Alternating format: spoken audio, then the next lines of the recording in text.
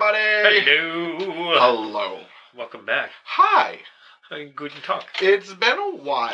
It has. Since we've had a guest. Since we have a guest, yeah. It's, a couple weeks now? 4? It's been about a month. It's been at least a month. We had Dylan Black on last, That's right? That's right. And then we had a few guests lined up, and life got in the way. Yeah, life happens. Life happens.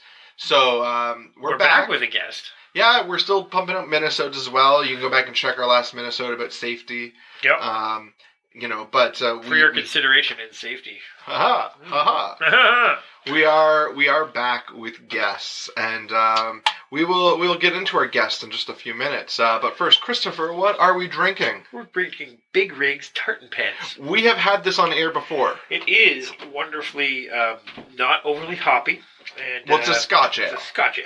Yeah, so there is some hop to it. There is, because it's all beer is hops, but it's pretty smooth and flavorful. It was definitely brewed in a Scotch barrel. Yes. Yeah, you can really taste the malts of it. The malts of everything, it's good. It's delicious. Candy-ized. It's really good. Yeah. Check them out. It's kind of got a nice caramel flavor to it. Yeah, kind of it's a Scotch ale, but so, you pretty much... Yeah, you know what you're getting when you're getting a Scotch ale. And what am I getting? This is random. This is a solid Scotch ale, because I've had some shitty Scotch ales. Yeah, I've had stuff that were this is barely a red beer. But this is one where, I go to Big Rig to get their Scotch ale. Yeah, for sure, because it's that good. Yeah. Check it out, people. It's good. Awesome. Do you notice that I put up some new stuff in the murder room? Yes, the pennants are up. Yes, the pennants are up.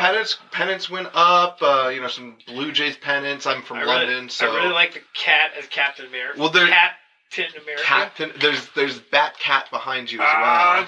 Yes. My future mother-in-law got me those for my birthday. Cool. What are they printed on? Old dictionary paper. Oh. Yeah, and I threw up some new comics, right? We got the first Walking Dead and the last Walking Dead. Yeah. So it's a good one, and then something from also Image that's a nail biter. Oh, I love Nail Biter. It's about a serial killer who bites the nails off of his victims. It's gross, but the very first one I've got the Canadian variant version, which is the cover was done by Mike Ruth, who's from Toronto. I actually have... He's not hanging in the murder room right yet, but I've got Rob Ford as MODOK floating above the CN Tower smoking a crack pipe. I've seen that before.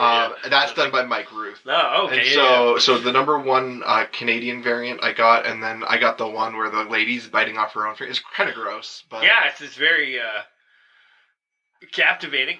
I think my favorite is the Superman comic that Dylan Black gave me years ago, and it's Lois Lane is in a wheelchair and she's being pushed out of a fiery building or something, and Superman's coming at her and she's like, "Stop, Superman! You crippled me! I don't want anything to do with you now! I'd rather die! And he says, "I'd rather die than have you save me." And it's subtitled, "Superman, you scare me to death." Yeah, it's pretty classic. Yeah. So we're gradually adding to the murder room. If you're a guest, feel free to let us know how scared you are when you're down here, or how normal you feel, as the case may be. One of those two. So, speaking of guests, who we having this week, man? This week we have Mike Dambra. We've known Mike for a couple of years, right? Yeah, I've known Mike. Since 2012. I first saw him. I first worked with him at any length was 2015. Okay. And just a really good human. Yeah. I'm sure I saw him before I worked with him, because Simon would make me come out to Absolute Comedy on the big draws, and Mike Dambra has always been one of Simon's favorites. He's also a club favorite. Yeah, for sure. We found out, and you're gonna hear this interview anyways, but he's been doing comedy for 33 years. Yeah, a long period of time. And his first set was a competition that he won. It's crazy. It's so fantastic. It's a great start story. Is what it is. He's such a funny guy, and he's so good at crowd work. Oh man, and making something that he's had in his toolbox for a long time, and bringing it out and making it seem like it's the first time you've ever said it. Yeah. And so I worked with him for an entire week. Yeah, I got a week in Kingston with him as well. And, you're right. You were his bacon bitch. Yeah, I was bacon bitch. Yeah, the title is it's proud. I got married for it. It's good. That's gonna be your album title. Yeah, total bacon bitch. Yeah, it's a good run, and Yeah, and no show is really truly the same. There's a lot of the same tools used, but like, man, just seamless and a pleasure to watch. Yeah, he was headlining the week that Ward Anderson was hosting, right? And we had Ward come in as a guest that week. That's right. Right? Yes, that's right.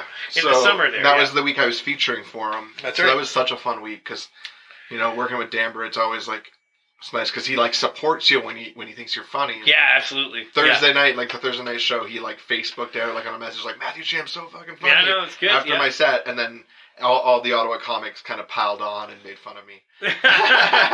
Mike, don't leave your Facebook account open. It's like, has Matthew drugged you? All these things. How many edibles have you had? And then Mike sees me on the Friday. He's like, that's the last time I say something fucking nice about you. You ruined my Facebook wall with all these negative comments. Yeah, like it's my fault. I was like, I'm sorry. I'm sorry. Yeah, he paid a good shout out to Ashley this weekend too. Last weekend too. And she's yeah. On was it on air? No, just literally on her Facebook. On her Facebook. Yeah, he did. He did give her. And rightfully so. She's a funny lady. Yeah. Because I remember we were talking about a potential show of booking her. Yeah. She ended up. Ended up being a little bit of scheduling conflict, so it couldn't happen. But funny lady. Do we have any shows coming up that we need to talk about? December's not really much. It's just a couple of guest spots here. Actually, I'm hosting Eddie's Diner on the 17th. Oh, cool. That's in the Glebe. It's in the Glebe. Yeah, it's a nice little show. So if you're in Ottawa, Ontario, come on down for that. I have a spot on Howard's Christmas show the next night. That's at Yuck Yucks. At Yucks. On Elgin. On Elgin. Elgin should be open again soon. So shortly. I'm not sure if they're going to pave that, but yeah, real quick. And then on the 28th at the Art House Cafe. Is that an Andrew Wamble show? It's a Wamble show. Okay. So Lafayette at the Cafe? Lafayette at the Cafe. So it's somebody's coming up from Toronto. It looks like a pretty fun lineup. I miss doing some of those shows. Those shows were fun. Yeah, that's pretty neat. Yeah. But the big stuff coming up in January. We've got obviously the back-to-back weekends at... or back-to-back one-nighters at Vimy and Whippersnapper again, and then Kitchissippi is reaching out to us. And those dates at Vimy and Whippersnapper are the 24th and the 25th. Yeah. And Kitchissippi's been talking to us. Kitchissippi's, we're actually going to go in Monday and set a date down. Oh, nice. Do you have a Juke Joint show? The Juke Joint show is the third week in January. So it'll probably be the 16th. 16th, that's in Carp, Ontario.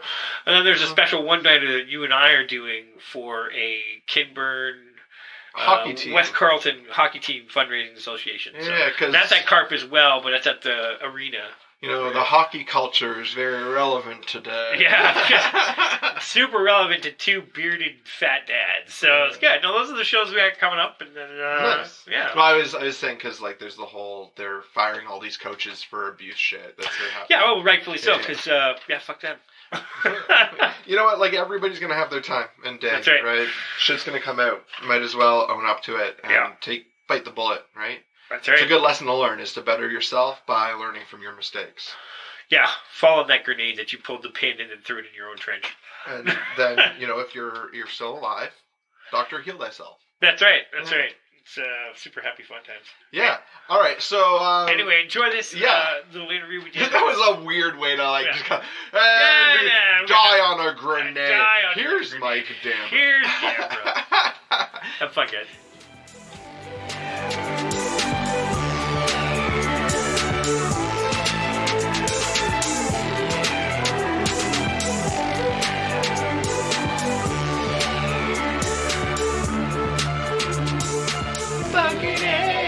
That's the first thing that they're going to hear, Chris. Good. That's good. Welcome back, everybody. You listened to our little intro, and you'll know our guest on this week is... Mr. Mike Dambra. Mike Dambra. I am here. Hello. How are you? I'm great. How are you, Mike? It's been a while. I'm good. It's been like 4 months. We worked together like 4 months ago.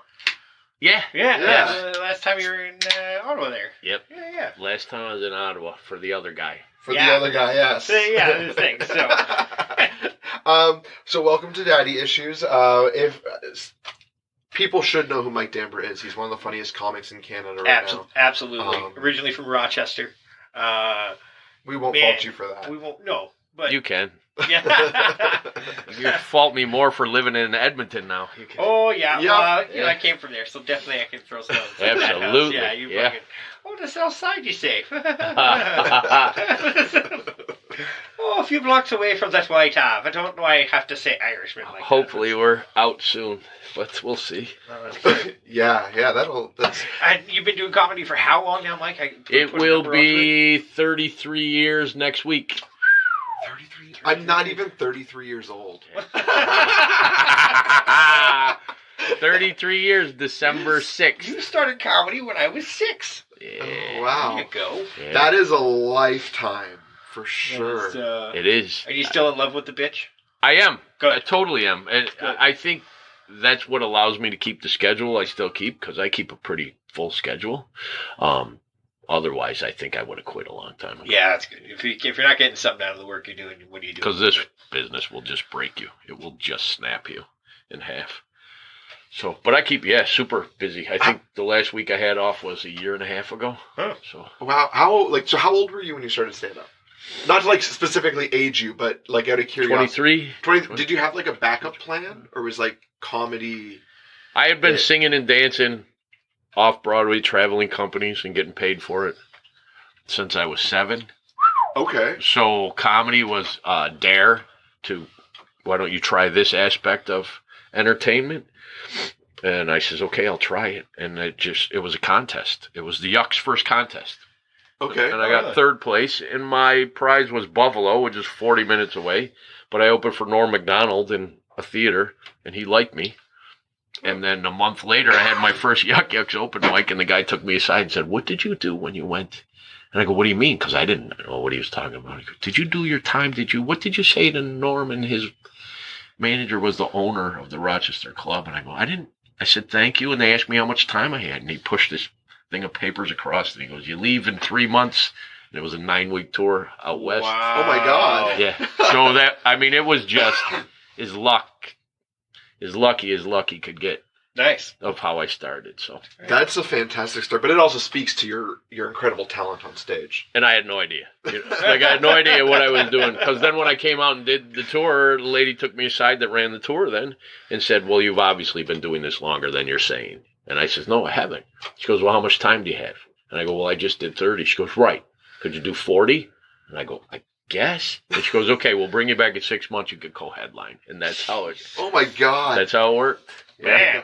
Incredible. I got a festival in my first year. Yeah. And they asked me to do 8, and I was like, okay, good. It's a gala show. I was like, I can do 8, and then I show up, and they're like, can you do 12? And at this time I had like 8. Yeah. And I was like, not really. And they're like, okay. And they came back, or they went away, and then they came back and they're like, we're actually gonna need you to do like 14. And so like I'm sitting there in the green room 2 hours before this gala, just writing whatever's coming to my mind, and I'm like, I don't know if any of this is gonna be funny. Yeah. And one of the jokes that I wrote at the time, I'm still telling today because it really? like popped. Yeah, it's the one about being hairy and the lady shaving up the back of my neck. Yeah. and The infinity scarf The infinity around my scarf. body. That's how I ended up jumping in crowd work, because I thought you had to have a new act every time. So I was writing new acts each week. Oh shit! Wow. And then I'm like, I can't write this fast. And then one night I just went in the crowd, and it was a huge pop, and I got taken aside by the manager, and he goes, where'd you learn to do that? And I didn't know what he meant. I go, I don't know what you mean. I was basically doing what they did to me in high school. You know, they browbeat me for being on stage and singing and dancing, so use my words to keep them off of me from pounding me. Okay, that's you learned and adapted and That's made it. a career. I know I made a career out of it. That's great. All right, so we got some those aren't the getting to know you questions, surprisingly, even though now I was I just feel getting like to know your career, which is great. 'Cause every great story starts with an excellent beginning, right? All right.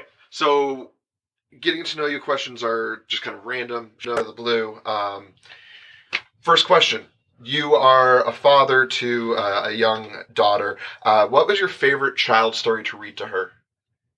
Oh, Daddy calls me Doodlebug. Daddy calls me Doodlebug. Yeah. I've not heard that one. Bro, we still have the book, and once in a while she'll pull it out and says, will you? And both cry.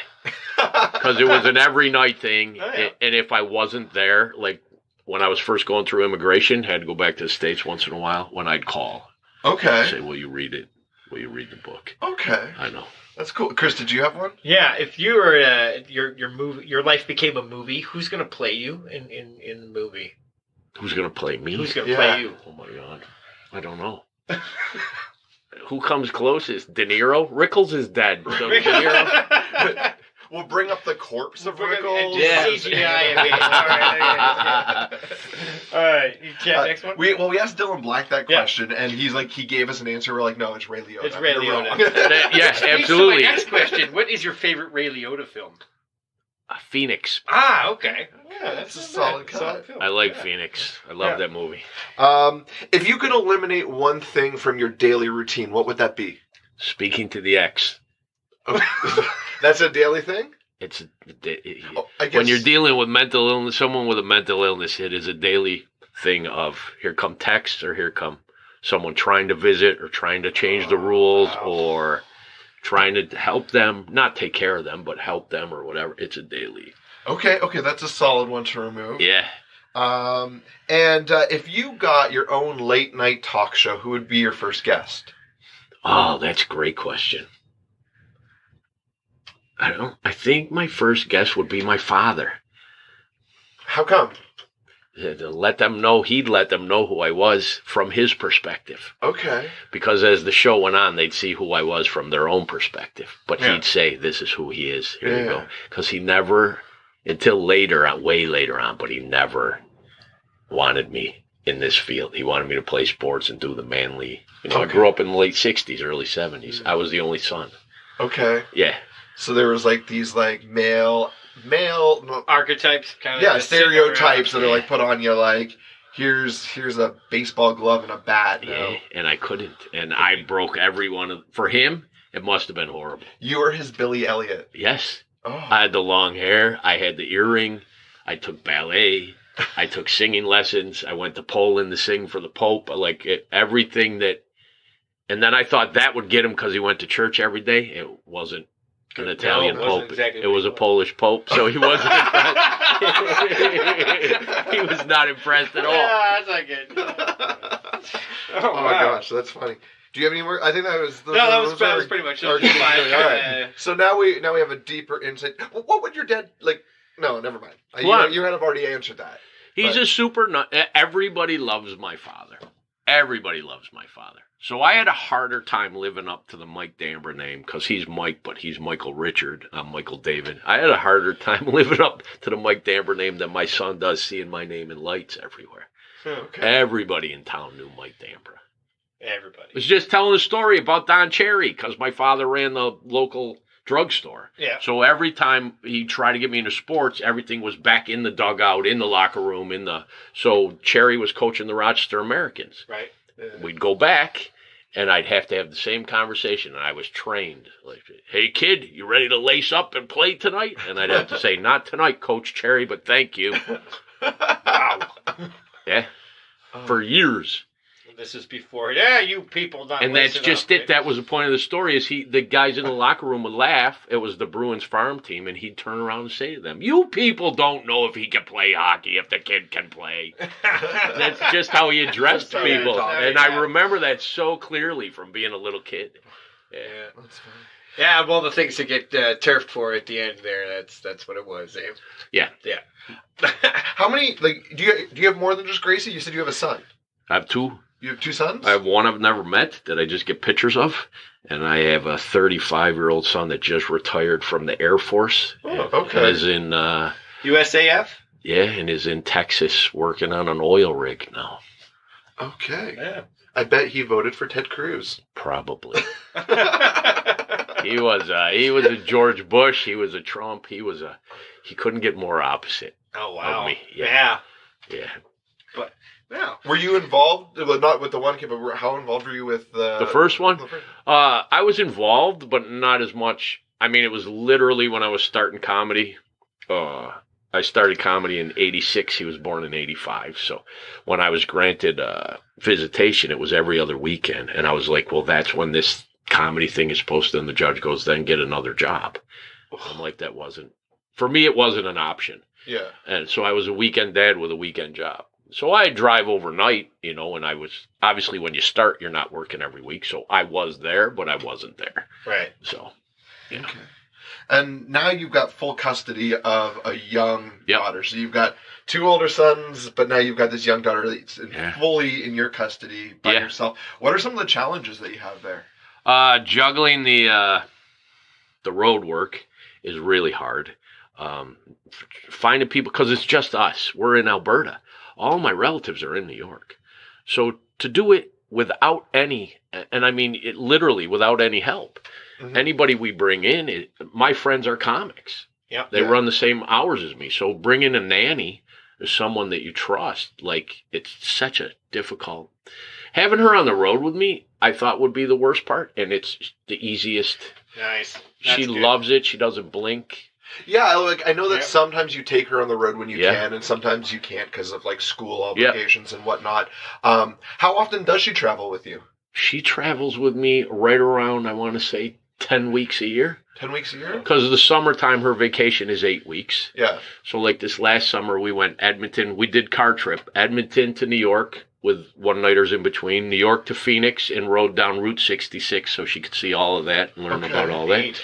And then Phoenix back up to Edmonton through all the canyons and everything so she could see all that. So that's like you've created this entire work vacation for her. Yes. And she fits in well in the comedy club scene, doesn't she? She fits in. So we've had one incident in the 5 years.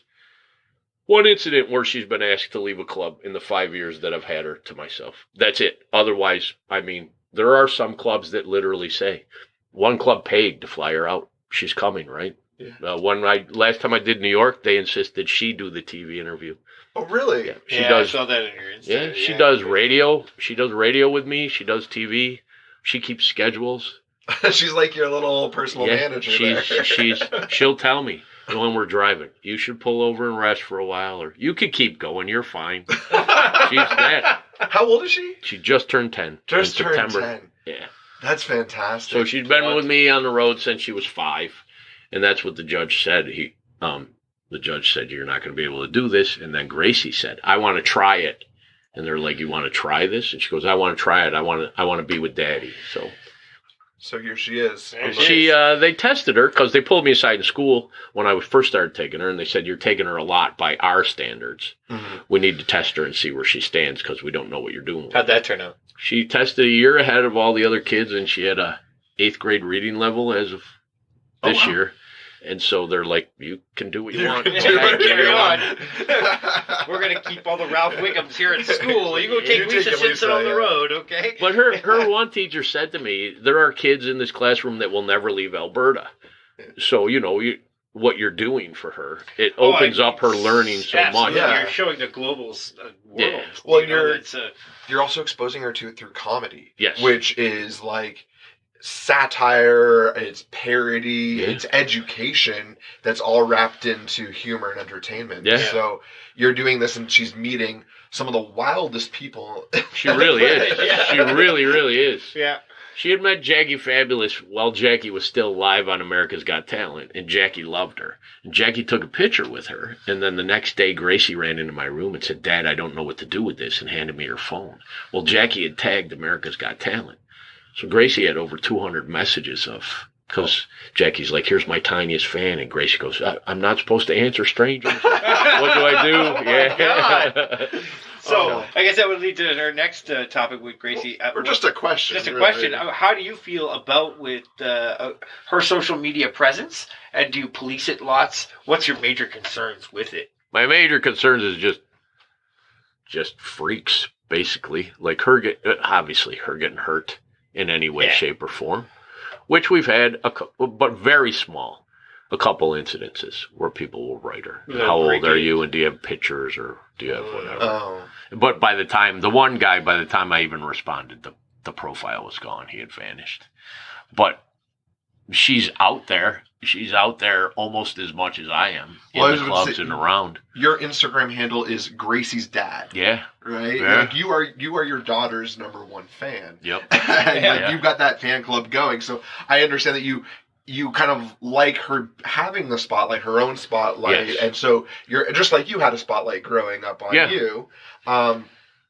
We have to take us at the freaks, but how do you think that she's going to learn to manage social media as it evolves and as she continues to grow? I don't know. She's really good with it. She's really good with splitting her time. Like, I've had enough of this. I need to draw for a while, and she'll leave it and walk away. Oh, that's Yeah, nice. that's a good. She's good with Really stuff like that, and yeah. she's huge on books. Okay. So she'll say, well, I'm not getting any reading done. I need to stay off this. The most she does is her best friend is which is the most bizarre story in the world. Her best friend's in New York, and they Skype every day. And they'll literally set up the phones, not talk, and they'll do their homework together. So they're still on, but they're not talking. They're just side by side doing homework. That's kind of That's nice, kinda though. neat. It's nice Yeah. that the world can be such a small place Yeah, with yeah. that. Like, hey, we're just hanging out and doing our homework together. Because I knew the mother, and the mother asked, our daughters are the same age, could I get them together? She's a morning radio host in Rochester. Okay. And I said, yeah, but I didn't know the father, and I'd never met the other two kids that she has. And then one night, Gracie's walking out of her room, and I says, how's Viv doing, her friend? And she goes, well, Dad, they're at the White House, and she can't talk right now. And I said, Grace Noel, stop, I'm asking you a question. She goes, well, do we have CNN? And I'm like, yeah. She goes, okay. And we click it on, and there's the family. This kid's father got the Medal of Honor from Trump. Whoa. He wrote a book about a village that he helped secure, that he was like the hero. He's on the cover of Time magazine. George Bush gives him the Silver Star, says you didn't do enough, right? Yeah. Well, then Ron Howard reads the book and options the movie, and as soon as he options the movie, Trump hears about it and goes, well, I'll give him the Medal of Honor, because then I'm the guy in the movie, right? Exactly. Wow. So, That ego. so I got pulled aside by the principal a couple days later of, look, she's not in trouble. It's the end of the year. But just so you know, Grace is going around school with a story that her best friend's father got the Medal of Honor from the president. And I'm like, yeah, I know. And she goes, oh, you know? So you've talked to her? I go, no, like, it happened. And she says, I go home every month to my husband and say, I think we've reached the top of Dambra Mountain when it comes to stories. And we never have. Wrong. So, Yeah. You've actually, like, I don't know if I'm allowed to ask this question, but you've had some issues with some of the teachers at the school. Like, I've seen you on social media, like, come out and, like, just trash some of the teachers for, like, bullying Gracie. Kids. And like, not even just Grace. The one last year was the whole classroom. Shut the door and told the Oh, whole I remember classroom seeing that. Yeah. that no matter how hard you work, you won't get an A. And so there's kids there that never will. And she's just basically told them, don't try. And she's created this label of, like, you cannot succeed. You can't attain this level. And Gracie came home crying, and she goes, I work really hard. And she does. She goes, I work really hard to keep straight A's, she says, and she's telling me I can't get them. So I thought she was exaggerating. I wrote the teacher. And they have an app on the phone where you could track the kid during the day. And I wrote the teacher and said, can you tell me what you really said so I could explain it? She nasty mess. That's what I said. And I don't appreciate you trying to run my classroom. So by the time I get into the principal to talk about it, she had taken the app down. Not thinking that I downloaded every message. Yeah. So the principal goes, she said she didn't say it. And where are these messages? And I go, right here. So he had backed her. And I said, you don't want me to get loud about this. It's not just about Grace. There's 20 other kids. Yeah, it's 20 yeah. And if she's doing it to them, she did it last year. She'll do it next year. And it needs to stop. And he goes, what are you really going to do, Mike? Okay.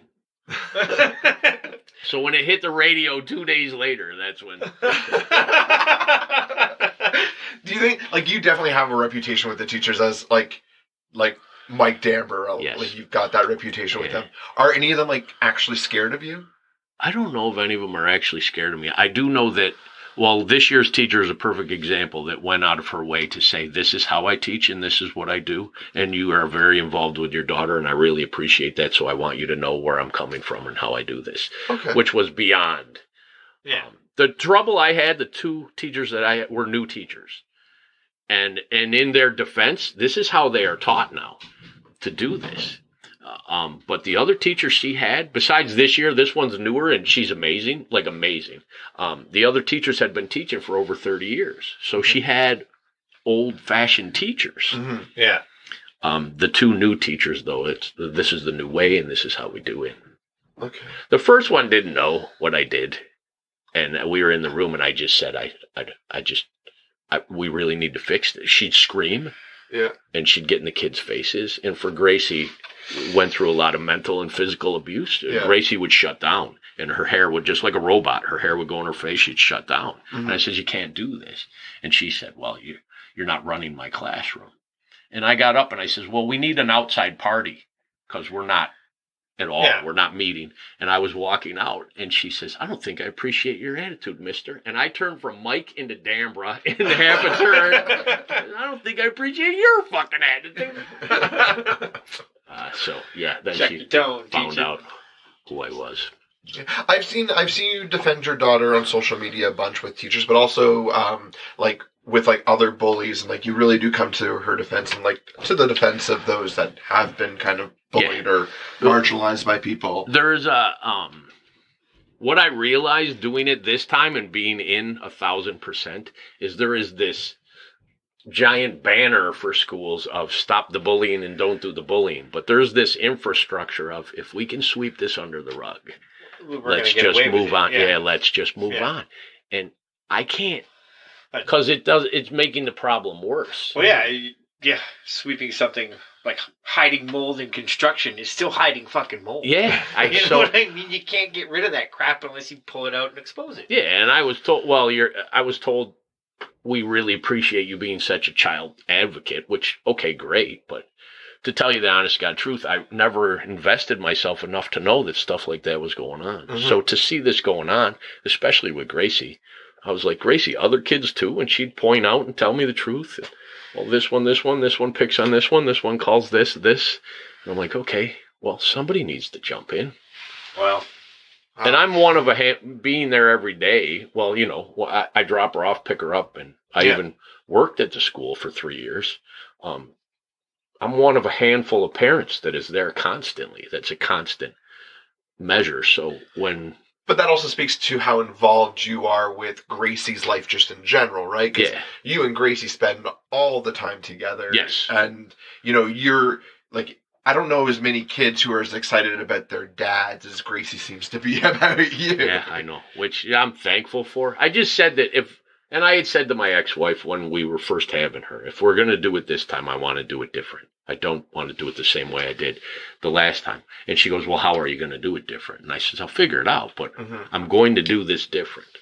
So I did everything different, from the music I played to the books I had in the house to the time I spent with her, all of that. Okay. Yeah. Did you find that kind of changed you on stage? Because if you're changing kind of some of your personality at home, I got meaner on stage. You had suddenly a new outlet for that. I got meaner on stage because I got nicer at home. So it built, and I kept it and just let it go there. Okay. Because there wasn't any of that at home. Home was all happy, puppy, flowers, laughs, and does meaner equal funnier as well, or? It did for me. Okay. I can't, you know what I mean? I can't speak for everybody. I can tell you that I got a lot more work. Yeah. And also, there's no refunds in comedy. Yeah. It worked for me. And it felt better. Yeah. To keep it for just there. Yeah. Instead of blowing a gasket at home or freaking out on a school bus driver or whatever. It felt better to keep it and then let it out. It's a healthier outlet. Yes. Because no one's going to get really hurt. Right. Maybe someone might walk away a little bit offended, but that's more about them than it is about you. Yeah. You know? And then the house attitude was just this different thing. It was a different world, and it really made the onstage thing a character. So okay, when did things start to change in your relationship? Because when things change in your relationship, obviously things are going to change with the kid. And so you and your ex-wife went through a divorce during that time and a whole custody battle. Yeah. So how did that kind of play out with you and your relationship with Gracie? From the beginning, right when Gracie was born was when we started having evidence that something was wrong. And they had said postpartum. Yep. And that's what they kept saying. But the more research that I did and the more people I talked to, I said, that's not what this is. So we did a couple of years of that. And then Gracie started having marks on her and being hurt. And that's when we said, okay, got to go. And then the incidences escalated, bad ones, to the point where I said, you just got to go. But for that whole time, she worked because she was my sponsor for immigration. So she worked 1 to 2 jobs. So it was always me and Gracie. Mm-hmm. Like I taught her to walk. I taught her to talk. I was always there. Yeah, you were truly stayed home. So our big difference was A, Grace wasn't getting hurt anymore, and B, this woman didn't live in our house anymore. But it was always me and her all day, every day. So, and does that speak to when it went to court, Gracie's like, I want to be with my dad? It's because she felt safe with you. And yes. Dad's always been there. Dad is number one. Yeah, we just talked about this the other day that I wasn't having an argument with her. I was trying to point out to her because she's like, I want to be a bigger part. And I'm like, you've never taken her to the dentist. You've never taken her for a haircut. You've never, things that's just part of the parental cycle. Yeah.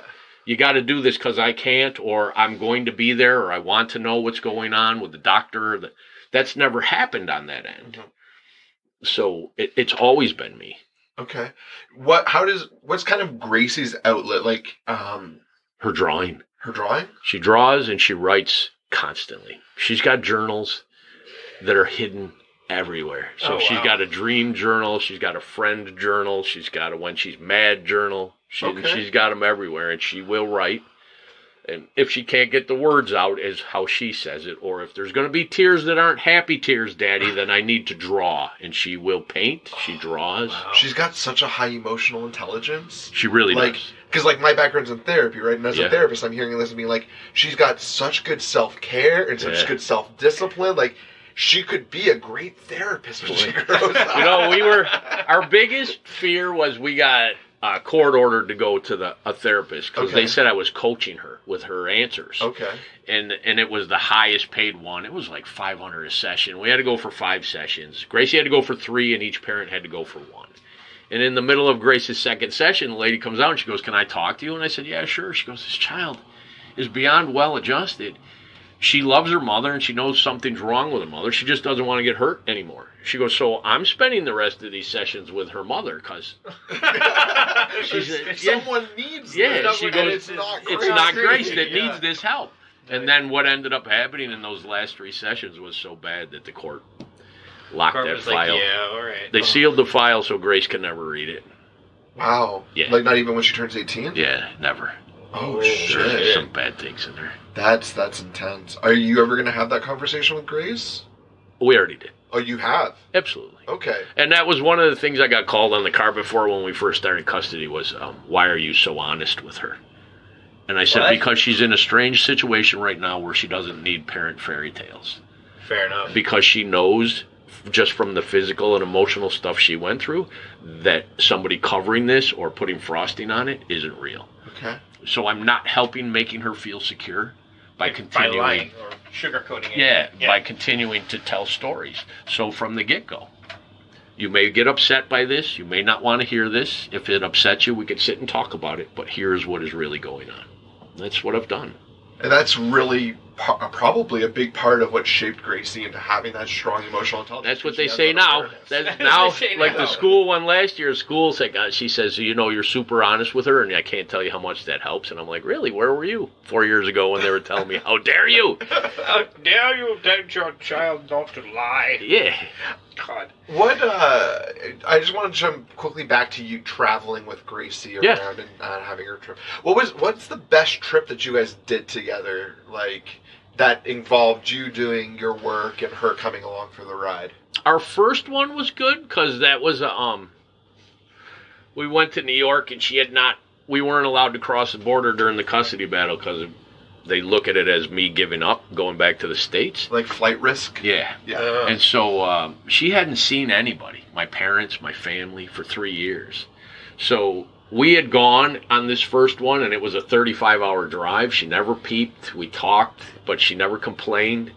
And then we got there, and there was literally a line at the green room of people that hadn't met her or seen her, and my family hadn't seen her.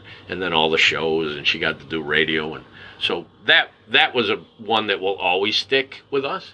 But this one that we just did this last summer was she had so much fun on Route 66. Just Did you guys like play the song Route 66 over and over again? She asked how many people, and then we Googled it on Spotify, how many people sing Route 66. She listened to different versions. Yeah, one song would just be hell to pay on that. Did you guys have like a favorite stop along the way? No, there is a hotel that's in the middle of nowhere in Manitoba that we always stop. The lady loves Gracie, and she always gives us a deal. But no, she likes to stop at Thunder Bay at the giant Terry Fox statue. She thinks it's the most amazing thing in the world. Like because of what he did, or just because of how big she learned? They taught her that in first grade or something like that. And then every year they have the Terry Fox run, and she runs for someone else, so she has to have a badge with. Okay, and so she really internalizes this versus like, I remember the Terry Fox run, and that was just an excuse to get out of like class for an hour. No, right? She's got and who died, and this is who I miss, and I'm running for this person. Oh, wow. And blah, blah, blah, blah, blah. And then this year was big. Well, this year was big tears because she comes back, and I go, who was it? Because it's always a big reveal. And who'd you run for? And it says, I ran for Daddy. Oh. So this year was me, and it just, fuck. Those are onions, not me. Yeah, it totally broke me this year. Oh my god, that's great. What would be the dream trip for her? Would you want to maybe get some cruise work? Would you L.A. would be the next thing you want to plan for? Australia? No, you know what? We have a list, and our deal was she gets to see somewhere new every year. So she's 10, and she's already been to 14 different places. So there you go. We just go year by year. Like this year, she saw the ocean. We went to Halifax. Yeah. And she saw the ocean, she picked rocks, brought shells back for all the kids, and oh, that's really nice. I know. So we did that. So that she's been both coasts though? Like east. She didn't do Vancouver. She hasn't yet? No. Yet? Okay. But then when we went to Phoenix, she went to the Phoenix Zoo. They had she did that. And then the first thing she asked, is there a used bookstore? Can we go check it out? Can we see? Oh, that's funny.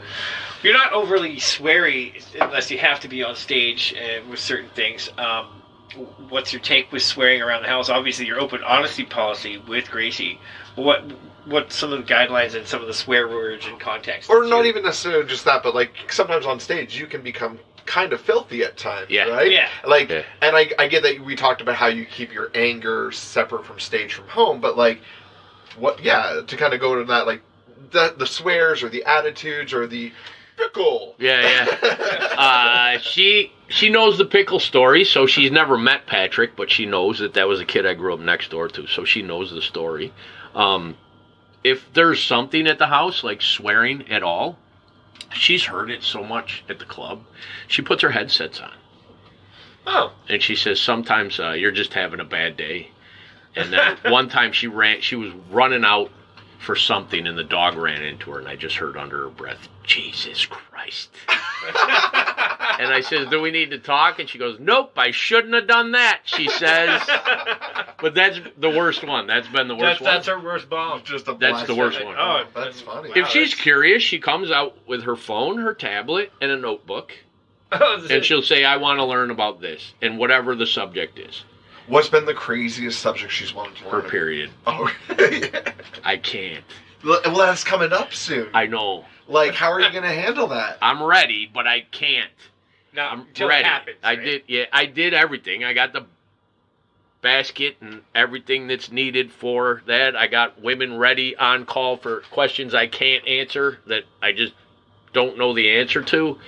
But for her to say, well, how am I going to change? And what about boys? And what about we tackle things one at a time. That one, I'm really bad. Yeah, I'm really bad at that one. I don't know, and I get it. I'm just really bad at that one. But for some of the conversations that we've had, like, I mean, this is a kid that came to me with a notebook and said, can you please tell me why I'm never going to have a mommy, even though mommy lives 2 streets away. We had that conversation. Yeah. And she was like 7.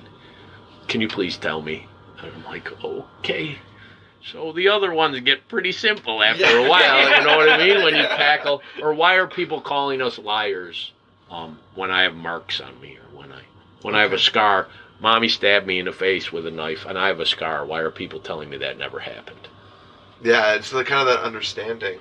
Do you think that she's so honest with you because you're so honest with her? Absolutely, without a doubt. And she always says that. You don't lie to me, so I don't lie to you. She always says that. Oh, wow. Here. Yeah. That's good. She's such a smart, like, for 10 years old, like, she's got, She like, really this, is. like, old soulness to her. Mhm. And I've only met her, like, once in my life. Yeah. I've met Grace a couple times. She but is yeah, an old soul. She Yeah. really is. She spends half her time. This year, she spent half her time in grade 3. She tutors. She helps with the special needs kids. She asks if she can go. She finishes her work up. The teacher's like, do you want some time to draw or read or whatever? And she goes, if I could help the other kids. She goes to other classrooms and helps. Yeah. This is such an empathetic soul. Yeah. And like, I know you always talk about, like, whenever you do posts, you're like, and then I cried, and I'm like, man, this man cries a lot. But I'm hearing this, and I just want to openly See what I mean? weep. I know, Like, it's true. If my daughter is like half the daughter that Gracie is, like, I will just be crying all the time. And I do. I sit in that kitchen sometimes and she'll say something and walk away, and I just start crying, going, wow, where did she? I guess I'm doing okay, right? Yeah. Because if she's this person, I guess I'm doing all right. It almost, like, I hope you don't take this as an insult, but it sounds like she's taking care of you as much as you're taking care of her. Oh, absolutely. And I do not take that as an insult at all. Okay. But absolutely. Always. Are you okay, Daddy? Like, are you all right? I think you need, some time that you need to relax, and you're always going, you're always cleaning the house, or you're always helping me. You don't even date Daddy. Why don't you don't date? She put that in a report at school. My dad doesn't date because he'd rather raise me.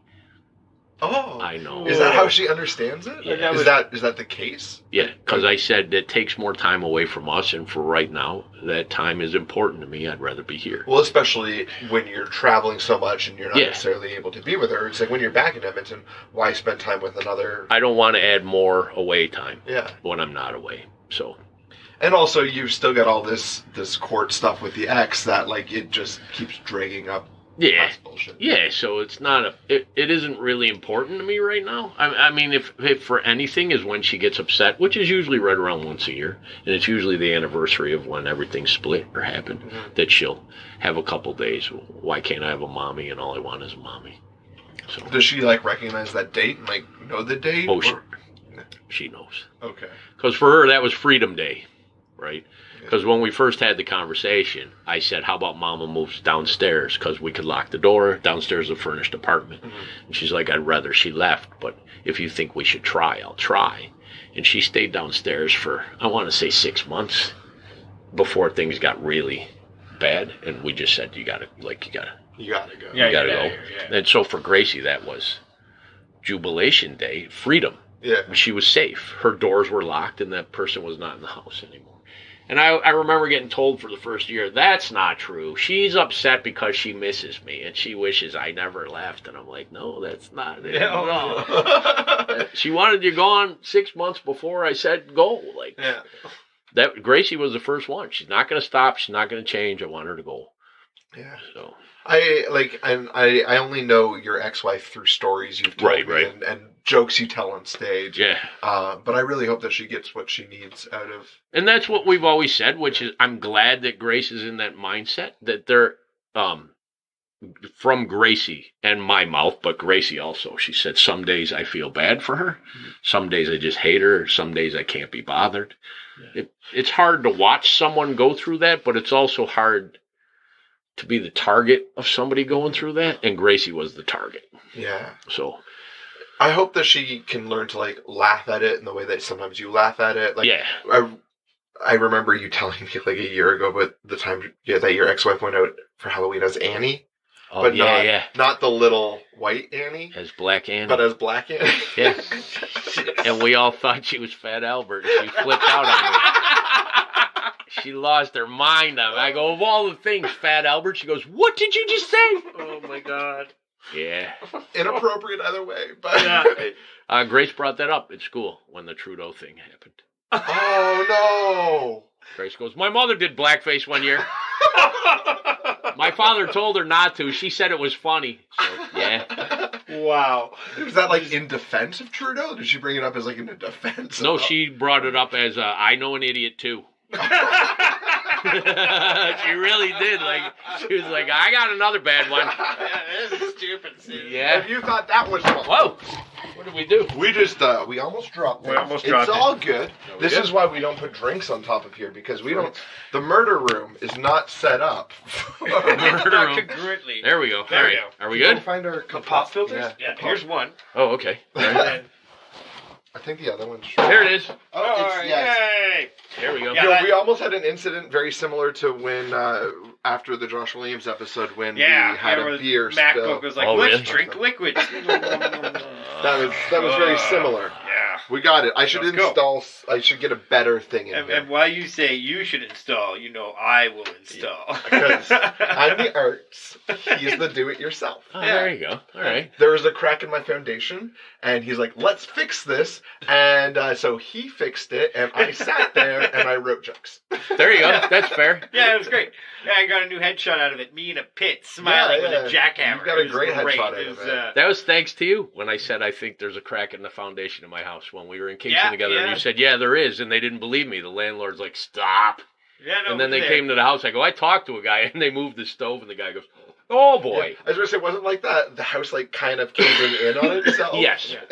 It was caving in. Short And it's on a layer of concrete. Yeah. So it's sliding Yeah. as it splits. And I know that area in Edmonton, near that McKinnon Ravine, Yeah. that a lot of that is clay runoff and Yeah. a silt runoff that flows right into the Saskatchewan River. And a lot of the places in that area have that if they don't have pile drilled foundations. Yeah.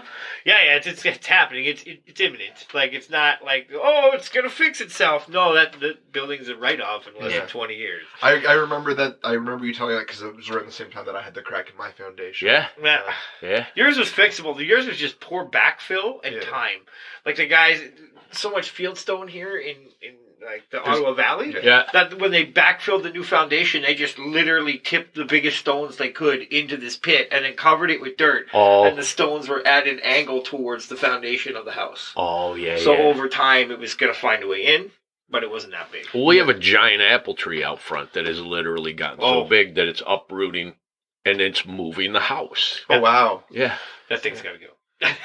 Yeah. Well, that's not your place. Hey, It's up the finger sidewalk. guns. The sidewalk is literally now at a 45-degree Yeah. angle, the roots. And then it's just literally splitting the house, the bricks, and it's removing everything. You know, when we are long gone, the Earth is still gonna like thrive. Absolutely. So, Right. it'd probably only take 200 years for us to have very little traces of our known civilization Yeah. around. Legitimately. Yeah. I wonder how many times this has happened. Too many to care, right? It's expanding and contracting, and it's crazy. So, it's great. That's your high thoughts for the High day. thoughts, ladies right. and gentlemen. This moment brought to you by Edibles. Enjoy at will. God bless. God bless those Yeah. edibles. I had to have that conversation with Grace when it became legal. Because the dog has cancer, and they said, the vet lives across the street. She goes, have you tried CBD oil and to take away his pain? And Grace, let's talk about marijuana. Well, She it goes, makes sense. That's the conversation we have with kids, our kids, where my wife makes a bunch of low-dose edibles, and they're like, well, why do you have it? And we're like, well, it's a medicine. It's a pain reliever. It's and I can't have her dipping into that. no. Look, a cookie. Yeah, no. When they're made at the house, Amanda makes the children's stuff first. So Yeah. all the pans are clean. Right. And then she does the adult stuff. Yeah, yeah. And it's also kid fodder, too. You can't have them running up asking for fucking treats. Right. When you're like, yeah, these are not going to be See, good I'm for your lucky little because brains. Grace is not a candy No. person. Yeah, we actually talked about this on our last Minnesota, Yeah, on our which last drops Minnesota. tomorrow. Yeah, actually, yeah. About how like she'll put the sprinkles on the ones for the kids. Oh, nice. And adults get no sprinkles. Yeah. Sometimes they get caramel glaze. There you Glazed go. eyes, glazed trees, right? But also the way they talk about it is this is an adult medicine. And if the time comes that you need it as an adult medicine when you're an adult, then We'll that's talk it. about it, right? And so Yeah. like they know that even when it comes out, they go and run around. Yeah. And he takes off his shirt and his socks and shoes and just runs around the fields like There you go. Yeah. That's Yeah. yeah, she knows. But I luck out because even when there is that stuff around, she's like, do we have any fruit? Do we have any vegetables? Yeah, no, She'll that's cool. sit with broccoli and dip it before she. Erica is like that. She's 80 years old. Like, when's she gonna start drinking prune juice? She dips broccoli and ranch while she reads books. It's so bizarre. You know, when she moves out, she's gonna move into a retirement community at like 18. Right? I know that. Absolutely. Just to push the old people around. Someone's got to do it. I'm here to help. Grace. It's Oh like, my God. but you're paying $3,000 a month to be here. Someone's got to do it. Someone's got to do it. Yeah. All right. Well, we've talked for a good length here. Yeah. We always wrap up with one final question. Yeah. Chris, why don't you take it? You got any advice for parents and dads in general? No, because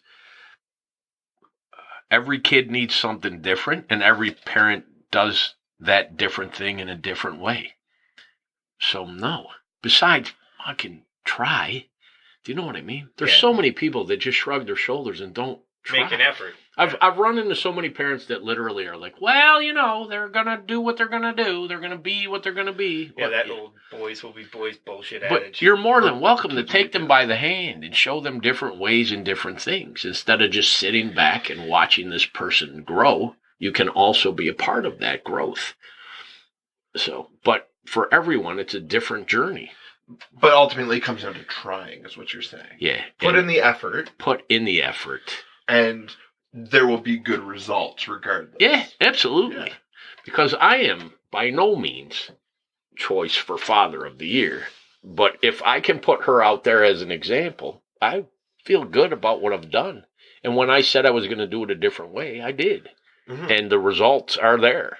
And those results are seen by many people. Oh, yeah, it's not just like people. It's not like you as a dad being blinded by, I have the greatest daughter in the world. It's like people are recognizing it as like, no, you've got a fantastic human being that you are like coexisting with. Like, you can't say you're raising her because she might be raising you. Yeah, she got a report card yesterday, and she got 8 A's and 1 B. And she says, so can I ask you a question? I said, yeah. And she goes, how can I work harder to raise that B to an A so it's all A's? That's what was on her mind.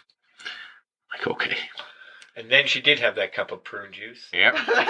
And went to bed at and 6:30. read Little Women until MASH was on. She PVR'd Jeopardy because it's half an hour too late for her. That's right. Mike, it was great to chat with you today. Thank you for having me. This is fantastic. Guys, you can find Mike Dambra on the internet.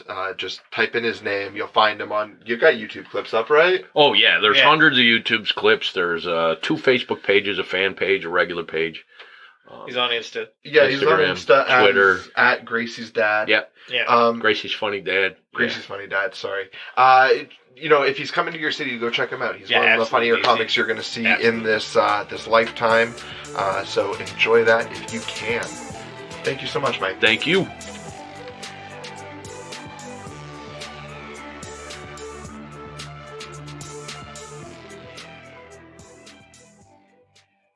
PSA from Daddy Issues with Champion Kingsbury. White people, stop doing blackface. By Maiko. Have you ever been parched and opened the fridge and seen that there's nothing to drink? Well, try tap water. It's just as refreshing as water from a bottle, water from a box, or water from your cupped hands. Tap water. Save the planet. Not to mention all the tasty mind control additives. This ad has been brought to you by the Government of Canada. Fluoride.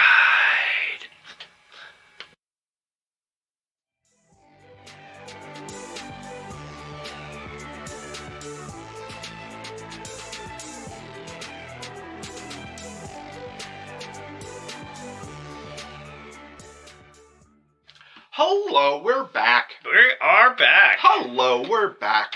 You said that already. Hello, we're back. Champ stuck on repeat. Hold on a second. Hello. Oh, there we go. It's good. Welcome back. Hi. Yeah. So that was Dambra, great guy, class act, and a fun time. And then we had our I think our ads this week were brought to us by Blackface and Fluoride. Yes, this episode was brought to you by Blackface and Fluoride. Both are crappy. Try not to do... Well, definitely don't do one, and try not to do so much fluoride. Good luck. Anyway. Tap water. So, yeah. What did we learn this week, Jeff? No, Dick of the Week. Oh, it's Dick of the Week. Dun, dun, dun, dun. Dick of the Week. Shout out going Dick of the Week is babysitters. Yeah, well, like, all the babysitters. You're all the Dick. Remember, Dick of the Week's a good thing. It's a good thing. Our Daddy of the Week. Daddy of the Week is babysitters. People who find the time to give regular parents a break. And, as an added bonus, don't touch the children. Yes, that's important. That's important. We're going to the Nutcracker on Sunday. Cool. And, the ballet. Yep. Doot, doot. I don't know. The little bear in the circle. Oh, Tchaikovsky. Yeah. Anyways, it's fun. And we needed someone to look after Maddie. So, I called up her brother James, who's also a dad. I was like, hey, Daddy. I call him Daddy. Yeah, it's really weird, too. You're like, hey, got Daddy. your money, baby. Hey, Daddy. Hey, Daddy. How's it going? Daddy. Can you look after my baby girl while I take up my other baby girl? Thanks, Daddy. And Jeff's doing black voice right now. That's not, no. No. That was horrible. I don't have voices like you do. Fair enough. I have pitches. Yes, that's right. So that was a high pitch. I've got pitches and volumes. That's right. He's got range, but no changing of range. Yeah. Right. Yeah. Anyway, that was the point. Dick of the Week going out to babysitters. Yeah, do it. Be a babysitter. Help another dad out. That's right. So dads out there, take care of each other, and they'll take care of you. That's right. Yeah. It's like making sure that she comes first. 100%. But with other dads. Wait. Okay. Yeah. So what did we learn this week, Chris? Oh. we learned... Well, now we have questions. Yeah. Super amounts of questions. No, we learned that the strikes happening in Ontario with our educators are actually just one-day strikes.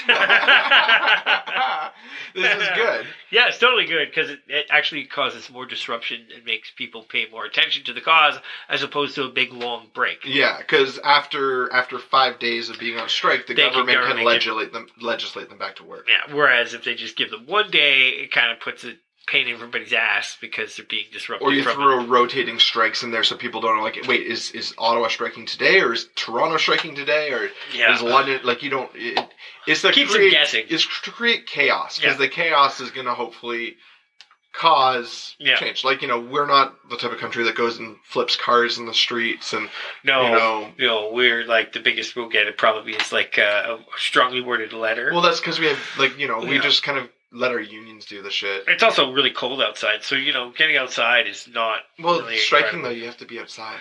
Yeah, they were actually pretty bundled up from what I saw yesterday. I was like, "Yep, you guys were prepared. Makes sense." Yeah. Well, especially if it's only a 1 day strike, they have the energy for it too, right? It's not like they're 18 days into it, right?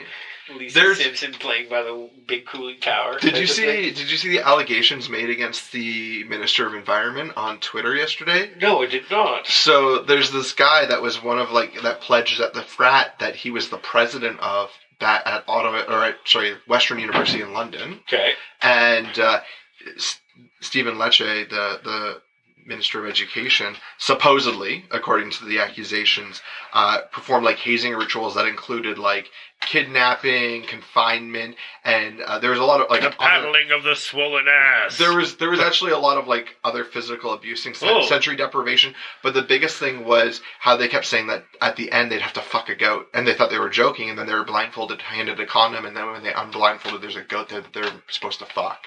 Whoa. Yeah.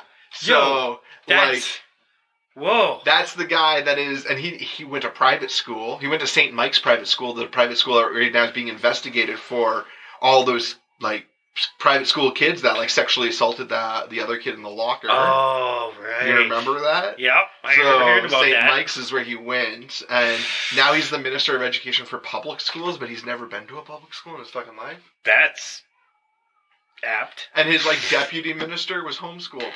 Wow. You have people who've never been in the system deciding about the system. Exactly. Jesus. This is one of those things where, I learned that that's stupid as fuck. I'm sorry. Yeah. So that's what you learned. I learned something much simpler. Okay. I learned about putting studs every 16 inches. That's right, you did. When you're putting down foundation for a wall, Yep. because we're doing some construction around the house, and today we're measuring out a new room. And, We're doing layout. So then 16 inches. Yeah. That's what I learned. That's good. Yeah. That's good. Yeah. Do it yourself shit. DIY, but Chris was here, so he didn't DIY it himself. It was mostly... I stood over him drinking a beer, and I said, "Why do you do it that way?" He did the appropriate thing and asked questions. Yeah. So that's all you need to do to learn something. Is to ask a question. Guys, this has been actually a fun episode. I really enjoyed this episode. Thank you for tuning in. Find Mike Dambra on the internet. It's very easy to do. Yeah. Just type Mike Dambra. Mike Dambra, and you're gonna get a hit for sure. Go back, listen to our other episodes. Remember to rate, like, subscribe. Tell your friends, tell your families. If you don't like us, tell your enemies because the joke's on them. Ha ha Ha ha. You can find us on the internet, Chris. We got dad issues at Twitter. Twitter Twitter got it. I threw it to you. We got daddy issues on Instagram. Yeah, we got the full daddy on Instagram. Yeah, that's right. And daddy issues with Champ in Kingsbury on Facebook. And YouTube. And if you just like to email us, you can email us at wegotdaddyissues@gmail.com. That's where you can find us. We're around. Listen to us on all of the streaming services that you're probably using right now to listen to us. We love you. We care for you deeply. Have our babies. Not me, I'm fixed.